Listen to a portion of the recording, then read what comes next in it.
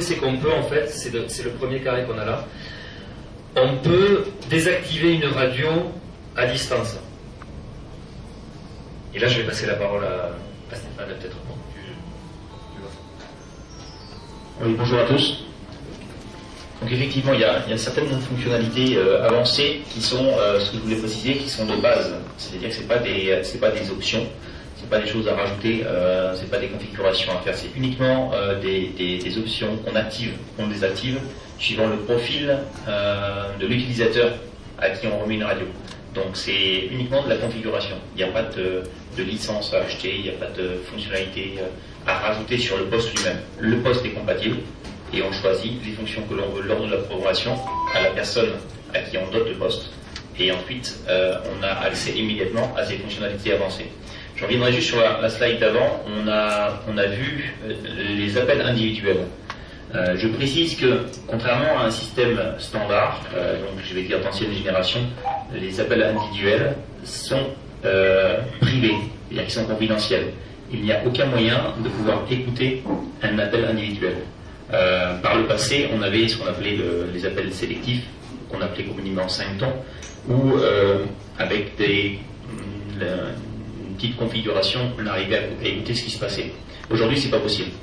On est vraiment en appel individuel entre deux postes. C'est-à-dire, je prends un exemple, si j'appelle directement mon homologue, j'ai beau avoir 100, 200, 500 postes aujourd'hui dans mon réseau, aucun de ces 498 postes ne pourra écouter ce qui est en train de se passer entre moi et mon collaborateur.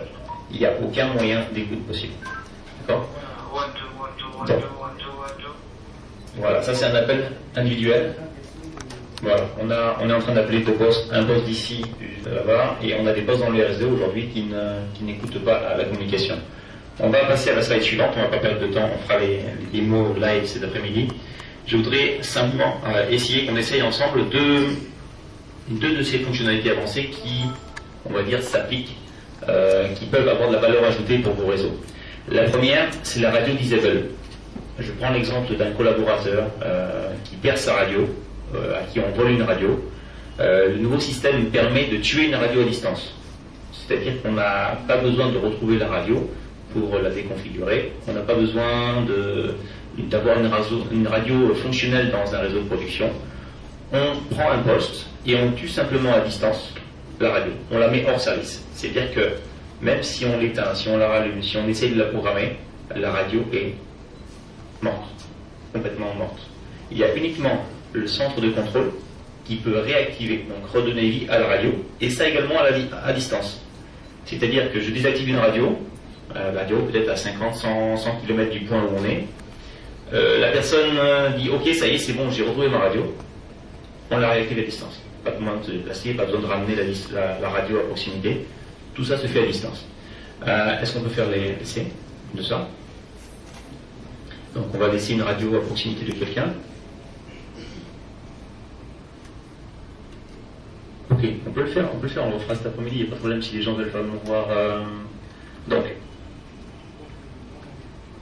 laquelle tu vas tuer? On a des radios qui sont posées sur le comptoir, on a une radio ici qui est master, d'accord? Donc, il va depuis son poste ici qui a les droits justement pour tuer la radio, il va tuer la radio en live, une des radios, et on va voir la radio qui est parfaitement inutilisable.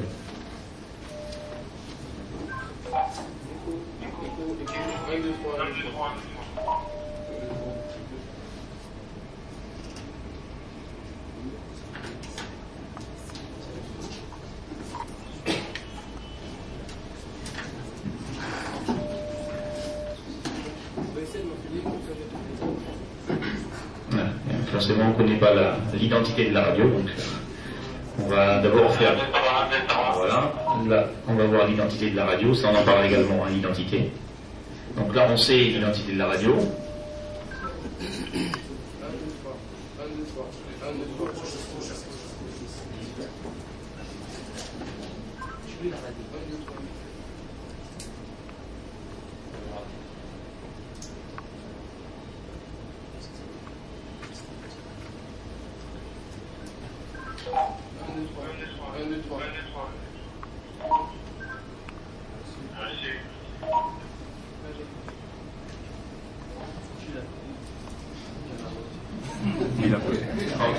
radio là parce que visiblement ça.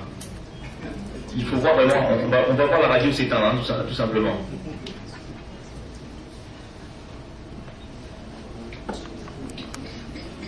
Bon, je pense qu'ils sont pas prêts, on les a pris un peu tout court. Donc, on va passer aux différentes fonctionnalités intéressantes pendant le temps qu'il prépare la manip. Donc, l'identifiant d'appelant, chose importante également. Dans les réseaux conventionnels aujourd'hui, on a des solutions pour obtenir les ID des gens qui sont en train de parler, mais ce n'est pas des fonctions qui sont simples à mettre en œuvre. Aujourd'hui, à chaque fois que quelqu'un presse ce qu'on appelle le PTT, le Push to Talk, vous avez immédiatement l'identité du poste qui est en train d'émettre. Donc, immédiatement dans le réseau, on peut détecter les gens qui ont, par exemple, les radios à la ceinture, qui, quand ils se baissent, appuient forcément sur le push to talk. On peut, les gens qui essayent en permanence d'attaquer les relais, qui occupent le réseau de manière non productive, tous ces gens-là, on sait les identifier, et bien évidemment, on sait les tuer également. Donc, empêcher une pollution dans le réseau. Chose très intéressante également, qui peut s'appliquer à des besoins précis, c'est qu'on sait écouter une radio à distance. C'est-à-dire qu'on peut, une radio qui est dans cette salle par exemple, on peut la mettre en émission sans que l'individu le sache. C'est-à-dire qu'on sait écouter à distance qu'est-ce qui se passe dans un endroit précis. En réception, tout à fait. Donc on va écouter qu'est-ce qui se passe autour de cette personne. Dernière chose qui peut également être intéressant, c'est l'appel d'urgence.